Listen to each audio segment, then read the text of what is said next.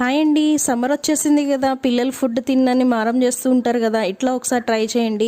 బాండీలో కొద్దిగా ఆయిల్ వేసుకొని, కొద్దిగా షాజీరా, చెక్క, లవంగాయ, యాలక్కాయ, బిర్యానీ ఆకు వేసుకొని 10 జీడిపప్పులు వేసి బాగా వేగనీయండి. ఎర్రగా వచ్చిన తర్వాత ఒక ఉల్లిపాయ, పచ్చిమిర్చి వేసి అవి కూడా కొంచెం రెడ్గా వచ్చేలాగా వేగనీయాలి. అవి రెడ్గా వచ్చిన తర్వాత 1 కప్పు క్యారెట్ తురుము వేసుకొని, క్యారెట్ పచ్చివాసన పోయి క్యారెట్ అనేది మగ్గేంత వరకు వేగనీయాలి.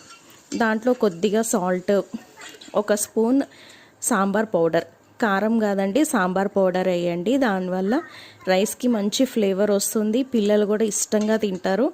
ఈ సమ్మర్లో ఎటువంటి మసాలాలు లేకుండా టమ్మీ ఫుల్గా అయ్యి వాళ్ళు లంచ్ బాక్స్ అనేది ఎంటీ బాక్స్ తిరిగి వస్తారు ఇంటికి.